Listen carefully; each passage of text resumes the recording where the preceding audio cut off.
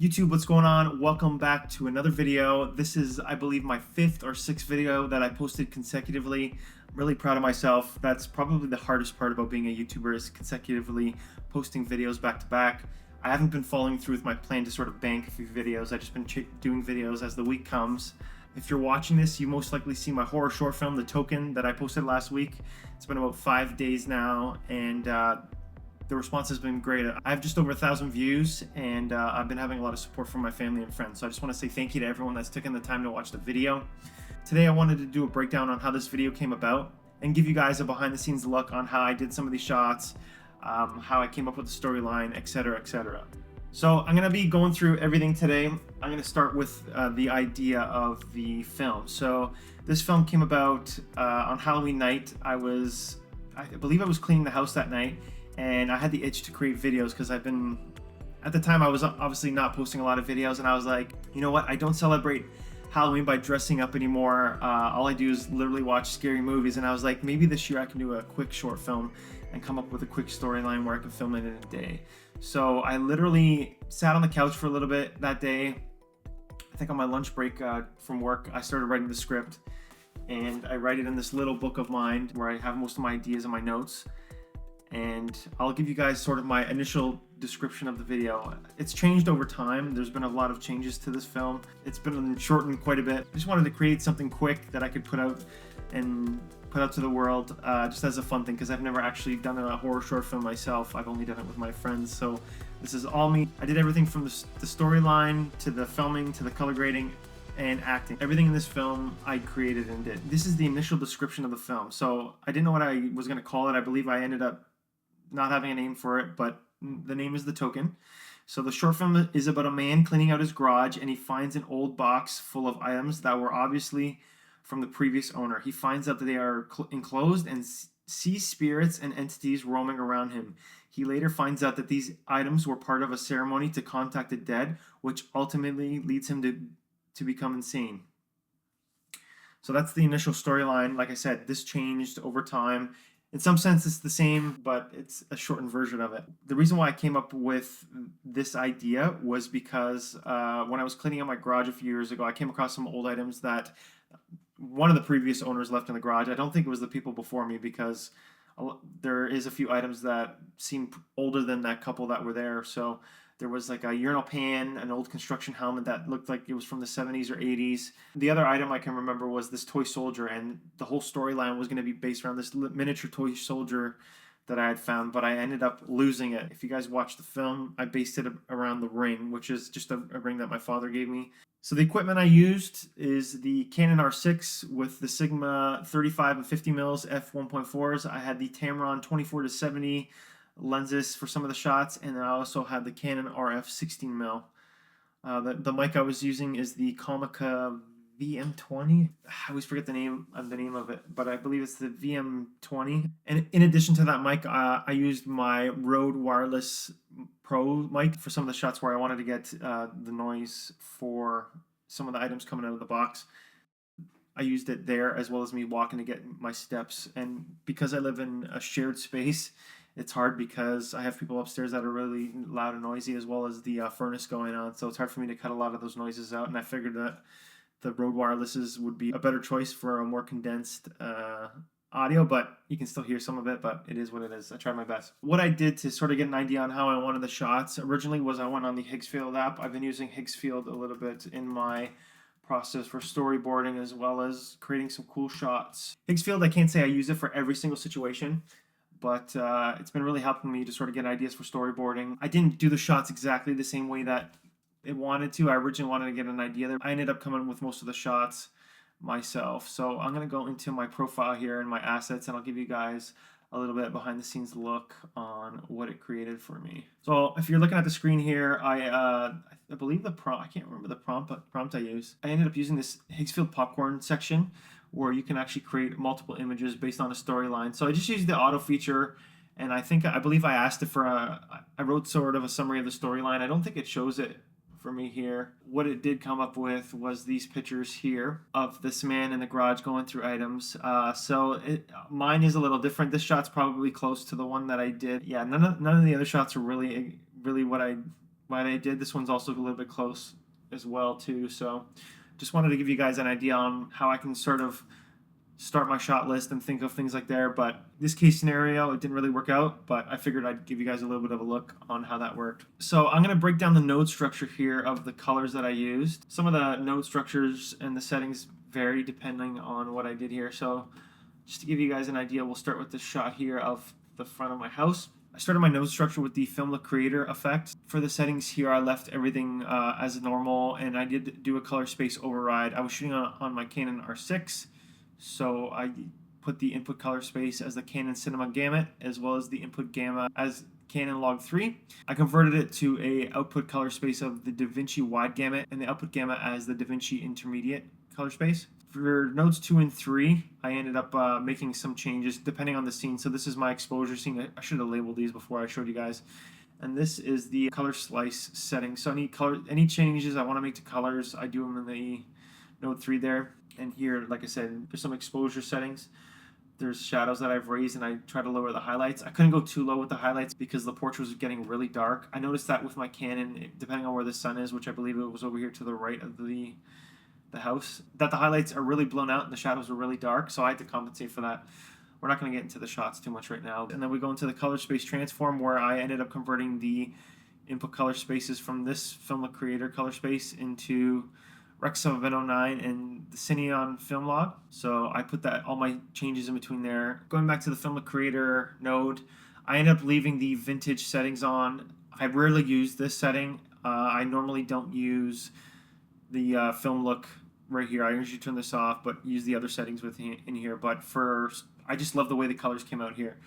So I obviously adjusted these settings based on my preference, and I don't use split tone. I always leave the vignette on. I never really change what the vignette looks like. It's just my personal preference. The halation, I obviously assess each shot and see exactly how much halation's in there. This is all dependent on light, the lens you use, and everything. So you can see a lot of the halation here on the corner, but if you're looking at the overall picture, it doesn't really show too much. The bloom, I obviously adjusted to my settings. These are the settings I use for this specific one. And the grain, I used a 35mm grain setting that's enabled in here in DaVinci Resolve.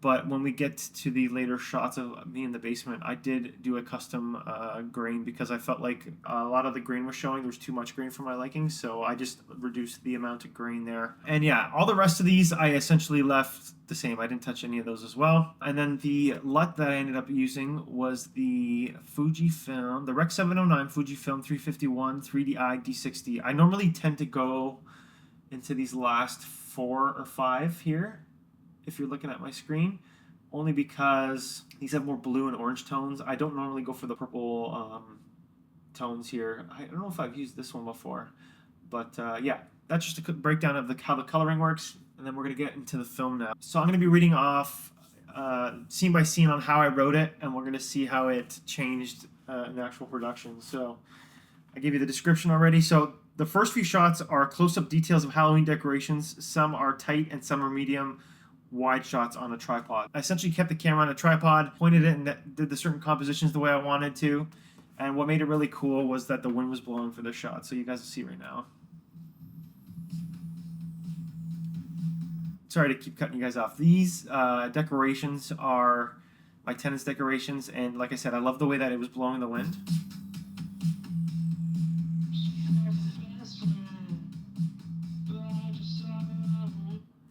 And pausing again, I just ended up going through for the titles, which is very important. People don't pay attention to this, but the title, I went through all the text within DaVinci Resolve, and I felt like this one suited the storyline or the vibe of the video. Going back to this shot, a lot of these I let the camera run for 5 or 10 seconds, and the reason why I chose this certain spot of the video was because there was one leaf that rolled across the screen, which you'll see right there. I just love that. I don't know, I just left it in. I felt like it was cool and it fit the vibe. So now we're going into my garage.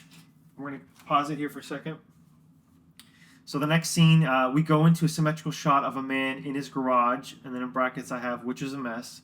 And this is how my garage actually looks, guys. I do have to clean it. I got my tenant's stuff in there, and I got my stuff in there. So he's setting up a ladder to go into his garage attic space while he listens to his headphones. So if you guys noticed here, if I rewind this back for a second,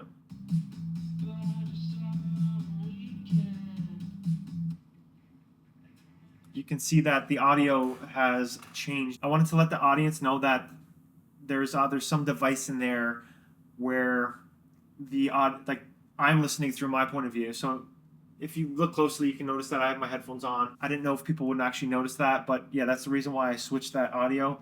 And the song preferences were all from a copyright-free site. It was Soundstripe that I used for this one. Another thing too is I have my mic here, and I love the fact that the leaves have blown in here. It fits the vibe. I honestly didn't spread these out. This is just the way that it showed up, the video, and I just love the way that this came together. And you can hear the leaves rustling in the background. Like I felt like that's a good piece of original audio that just makes this storyline so, like, I don't know, authentic. Okay, so forgot to record, but we had just the camera set up right here on the tripod facing this way for the first shot. And I just did the second shot of me going up and down the ladder. So now we're gonna go into the attic space and set up the scary box. This is the scary box. So we have for the next scene in focus the box while he moves stuff out of the way and finally reaches the box.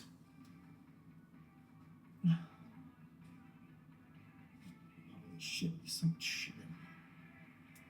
Fun fact, that's the only piece of dialogue that I have in here. Okay, we're gonna let this play through.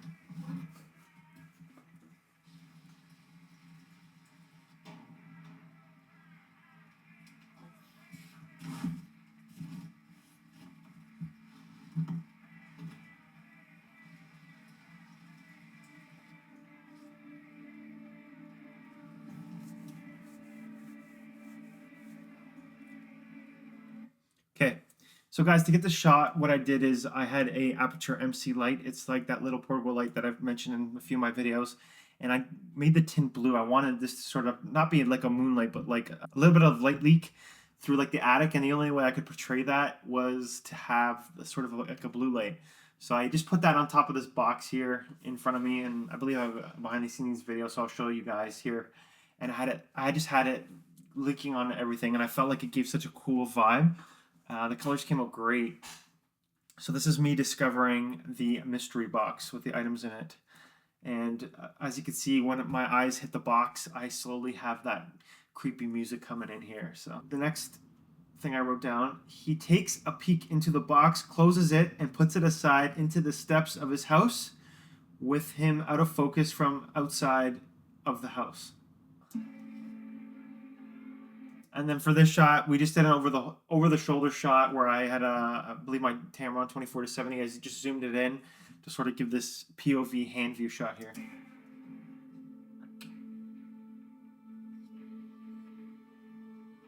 And then I had my face blurred out here while I'm opening the box.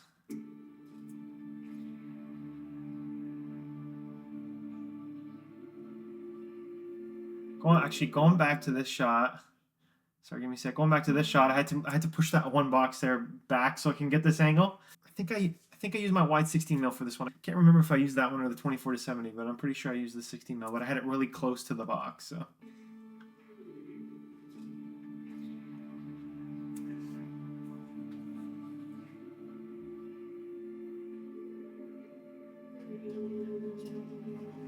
And then again, for this shot here, it was just me coming down. I had it on the tripod again. All these shots are on the tripod essentially, or on my little vlogging tripod, because I'm doing this solo. So.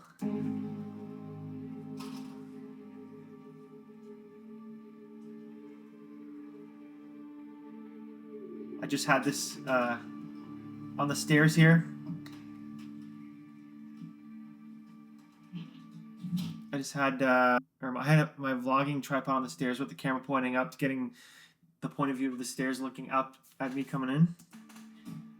Then the next scene that I wrote down was, there's a shot of the box on the steps by itself, which is where I started writing it for the new scenes. And this shot is the first shot that I actually shot a few weeks ago that you see entering in the frame. All the shots previous to this were actually filmed in October, and the rest were filmed a few weeks ago. So, fun fact, I wanted a way to sort of break up and show that the sun is going down or something's happening with the sky. So I ended up going into Higgs field here. Don't mind, this is my sister, my cousin, don't mind you guys. So I ended up writing a prompt originally for this, where I wanted a medium tight shot of a large maple tree found in southern Ontario with branches showing the left and top of the tree. It is fall time, so they must be orange and yellow in color with some branches missing. And I wanted the sun to be shining through this. This is what it originally came up with. This is using Higgs Field Cinema Studio. You get to choose the camera and the lens. So I used the Red V Raptor and the Petzval, but the Petzval is too much bokeh for this scene, and I actually didn't like the way it composed this. So I ended up grabbing a reference shot image here. It's very small. So this is the image shot that I had, and then I sort of gave it the prompt here, and I said the same prompt, and then did that as a reference shot, and I believe I switched this to Helios right here. The Helios also has the bokeh, but it's not as like swirly and stuff like that. And I ended up putting the aperture at 1.4. So I ended up coming up with this picture, and then I put in the prompt here that I wanted the branches and the leaves to be blowing in the wind as some fall at 24 frames per second, while the sky and environment behind is hyperlapse, transitioning from the weather in image 1 to more dark and gray, as if it's going to rain and the time is close to sunset. So that's the prompt that I did for this. I came up with this, and obviously I had to adjust it to my colors. You can probably tell in the film here that it's probably AI, but if you're not like a seasoned film watcher, or you're not in this field, maybe not. So.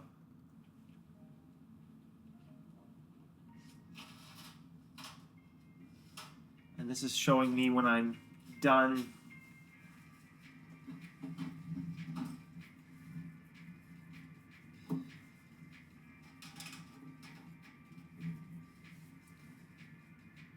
This is showing me when I'm done everything, putting stuff away. This scene stretched out a little too much. I probably should have broke it up and did a nice shot of me, like a nice tight shot of me doing this, but whatever. Gotta work with what you got. This is one of the sacrifices I made. So that shot and this shot are still from October, and the coloring was coming out really weird on the shot. I have no idea why. I don't know if it was the settings I had, but I didn't like the skin tone, so I ended up being okay with the shot. And everything from here on out is shot a few weeks ago.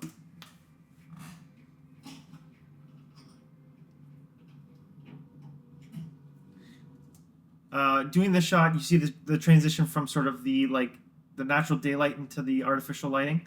I actually split the way the lighting looked in this scene, because the scene was too dark for when this was previously turned on, like when the light was previously turned on. So I ended up having to split these two into two clips and then switch the coloring to make it look more natural.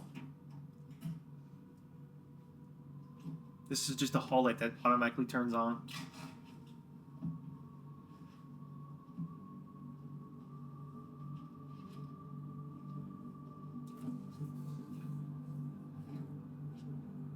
And then I put, shot of man walks into frame at the end of his dining room table, takes his hat off, starts to rummage through the box.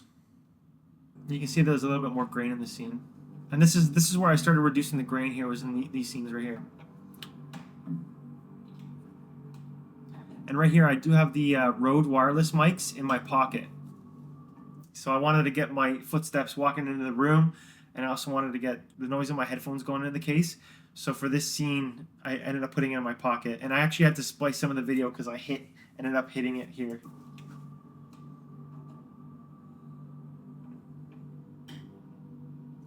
So here for this shot, obviously just did a nice tripod shot of me here. I made sure that my composition was good with the doorway and where I was going to be placed, so that's why I positioned it this way. Okay guys, we got just the light coming through here for this shot. And then we got just a little bit of light spin over here. There wasn't enough. I'm going to be doing a scene right here where I'm going to be sitting down and going through this box of tokens or box of items that I came across. And then we have the camera with the 50 mil. We can't really see it. Camera with the 50 mil right here. The bishop. And I put, we finally see the items top down, which I didn't end up doing that shot. I just don't want to, I was too lazy to set it up, not going to lie. Top down of the man picking up the items with a side super tight shot of each item. So that's where I sort of did the blurred out, where I have the box in focus and I did the blurred out shot here. In his hand until he gets to the toy soldier, which the toy soldier's lost, so we ended up using the ring. End of the table shot, but closer with the man blurry in background with toy soldier in hand. Then we see him in focus. Then he looks over quick at a noise, which we didn't end up keeping in the storyline. Then we have a over the shoulder shot right here, and we finally see all the items in the box. These are just trinkets that I found laying around my house. I have a rosary that I was gifted. The creepy music's playing again, the build-up. It was really hard to focus and do this at the same time, so I did as best as I could. And I made sure that my hand, for example, my hand was there, so I made sure in the scene that my hand was also in the same spot there. We have an old cigar, which is not so old, but... And then we got the ring, the mysterious ring. Obviously for this shot, I did a over-the-shoulder shot of me going through the items with the ring, just something on my tripod. I believe I even have it on my desk here. And I shot it over into my little living space over here.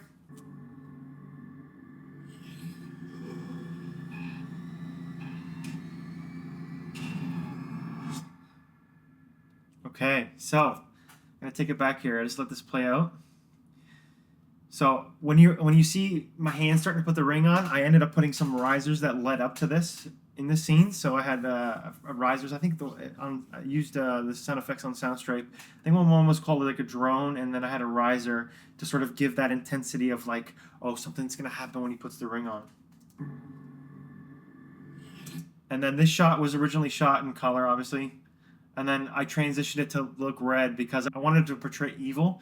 So I ended up transitioning to red, and I just did a zoom effect in post-production where it gives that intensity of me, something happening to me right there. So I lean back, and I'm doing a zoom there. I thought that was cool. Funny enough, this is actually an AI shot that I shot on Higgsfield. So I'm going to break this down right now a little bit with you guys. I just originally had a screenshot of me. We'll go into my desktop here. I think I deleted them. Anyways, the first frame of these videos here. No, sorry. I ended up having a frame with me. This is pretty much exactly what it looked like, but I had a frame of me and my eyes were normal. Here, I created a video of me like convulsing essentially, but I didn't like the way it turned out. So I said I was going to use AI to sort of make my eyes roll backwards. And my original intentions were to have like these dark veins coming, or like this darkness coming out of my eyes, and it didn't work. Okay, so I got the camera here on this angle, sitting in the chair right here. So I got that's flashing over here, and then I have this light that I turned on, and I raised it up to get this line across my face.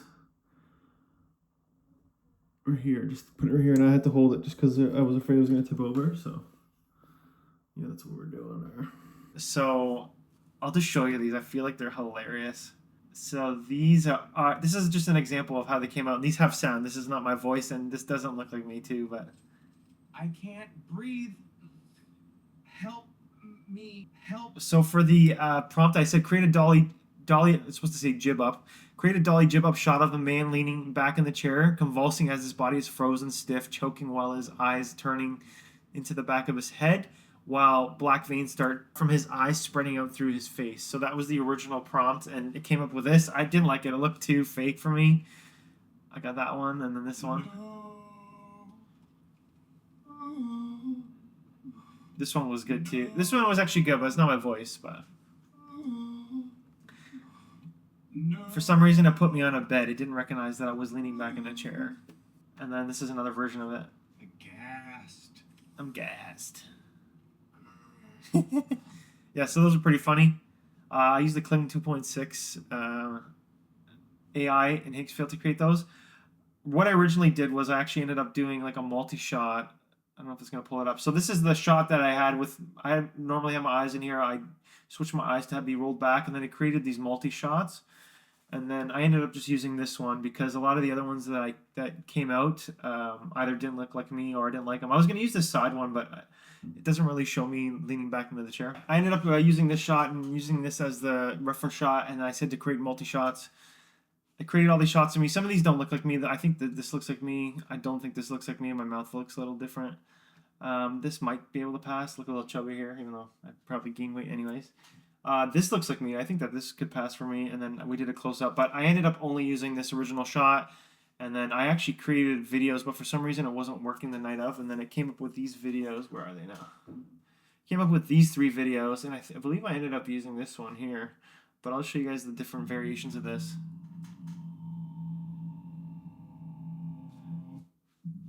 So in the reference image, make the man's eyes roll backwards into his head while the video flickers really quickly from the video to black to video to black. I want the screen flicker really quick from this effect while completing a dolly's. I think I didn't even spell this right. I was like half asleep when I did this, but while completing a dolly zoom into the man's mouth. So I didn't use this one. This is one of the variations. Not my voice. And then this is another variation of the same prompt. No.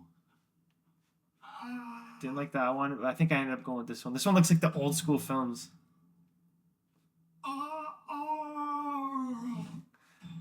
That sounds hilarious. Back to these shots. Like I said, I didn't like the way this turned out. And I needed a way to sort of portray evil. Lately I watched some, I guess, thrillers, scary movie thrillers. I watched the new Jacob's Ladder, which is heavily inspired by Dante's Inferno. And then there's that Inferno movie. Who's the guy who plays in the Da Vinci Code now? I'm having a brain fart. Tom Hanks. I watched Inferno with Tom Hanks, which is also actually based off of the Inferno, Dante's Inferno. There's a little bit of inspiration from it there. So I want to incorporate something that I've seen in those movies. And if you know Dante's Inferno, which I don't know too well, but I know there's different parts of hell.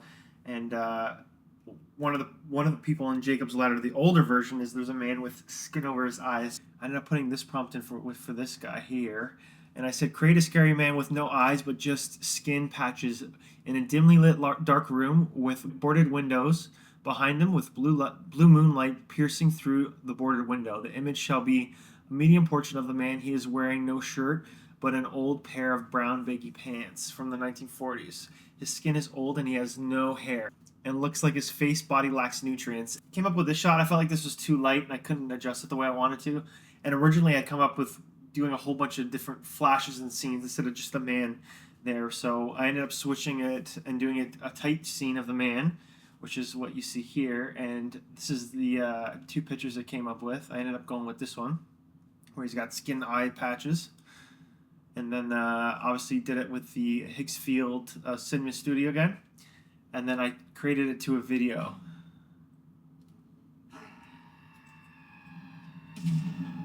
It had the red there again, which I thought was cool. And then the prompt I put in for that was, have the man in image 1 screaming in excruciating pain, revealing... I'm going to have to shut off the sound here for a sec. Have the man in image 1 screaming in excruciating pain, revealing broken, rotten teeth with an echoing, deep, dark, demonic scream. It wasn't really deep, but while the lights flicker on and off from the color in the image to red lighting in the setting very quickly. So yeah, that's that part.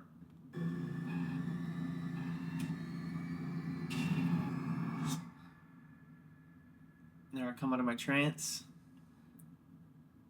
Take the ring off because I realized something is wrong.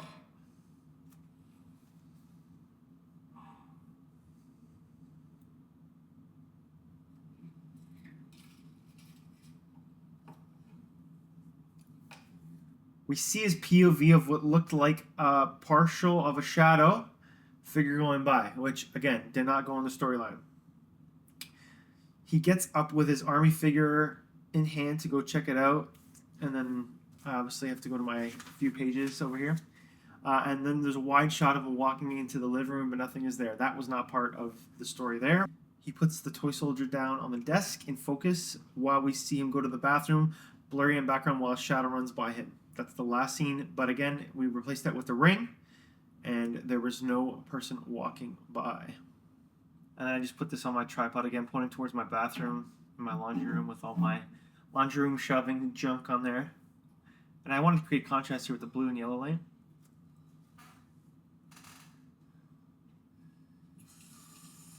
Again, another tripod shot on here. I don't think I did a behind the scenes of this. I can't remember. If I did, it was just a tripod right near my toilet pointing towards the mirror. Okay guys, we got my camera here. Doing a nice tight shot into the mirror here. So I'm gonna shoot my calming scene where I'm trying to calm down, splash some water on the sink, and then shoot from the camera here. So we'll see how that turns out. And then we have the final closing shot revealing the ring and me in the background. So originally, when I was doing this shot, I originally wanted to do another scene of like a scary shadow walking by. And Higgsfield didn't do the way I wanted, but the prompt was, keep everything in the image the same as the man blurred out in the background is in front of the sink trying to get over his dramatic experience by washing cold water on him and catching his breath between the ring and the box. So like I wanted to reference the ring and the box here. Again, I was doing this at like midnight and 1 in the morning, so I was really tired when I wrote this. This might not make sense. A silhouette shadow figure of a bald skinny man walks across from left to right, so I was hoping out of this doorway here. From left to right. Out of this doorway on the left without revealing any of his physical appearance other than the ones mentioned about his silhouette figure. And this is what it gave me. You guys are gonna laugh. It literally has a naked guy walking into the bathroom, which I found hilarious. That's as far as I got with the storyline, and that's why I ended it here. Yeah, guys, I don't know. This is a really fun process. I'm probably gonna do more shorts too. I tend to lean towards horror, but I think that for me that's the easiest to create. But because it's easier to create the bad guy, the good guy, and have a little bit of a storyline. I'd love to create something else. I was always thinking of doing like a mobster scene, but I think I need a few more people to do that. I can't just do that solo. I find that with a solo actor, it's easier to do horrors. I've seen other people do other stuff with solo, just being the solo actor in the film. So we'll see if we can come up with something for that. And yeah, it was a good process. I've had some good feedback. Some of my friends have reached out. They're like, yo, if you ever need help to film anything, let me know. I'll come help you. And but some of them don't want to act, so I'm gonna have to find a few people that also want to shoot and also want to act. It'd be good to create another film with Pete. I feel like that would be like a cool thing to do. With AI coming in, I know as filmmakers now, it makes it a little bit more fun to create stuff too. So it's making me want to create more where I can do visual effects. I don't see AI as a threat right at the second. I feel like it's just more tools we can use to build on our storylines where we can actually create cool things. So I got that nice zoom in old school horror wide eye shot, and obviously the guy where he's screaming. So yeah, using AI is a cool tool that I can implement now. It's a little bit pricey. It's about $40 a month to use this, but I think I can use it for a lot of things, even wedding films too. But I'm also looking forward to the next film. I feel like using this AI helps me to create scenes that I've missed and that I can shoot, and as well as for special effects. So if you guys like this video, give me a like and hit the subscription if you want to see more things like this. Guys, this channel is about being the part-time filmmaker, doing things solo, not using the newest gear. So if you're interested in even creating stuff with your phone, doing short films with your phone, I'm going to be doing more of that. I'm getting a new phone soon, so we'll be doing a video coming up on the phone, as well as how to make money with your phone too in the near future. I don't know when that'll be, but I just want to give you guys a heads up. There's going to be a little bit less continuity of me posting, just because I have a lot of things coming up in February. So I'm going to be taking a little break, or maybe not posting as often, just to make up for that, because I have some renovations coming up, as well as some stuff with the wedding. Like I said, if you guys like the videos, like, subscribe, and comment, and tell me more of things that you want to see on this channel. Take it easy. Ciao.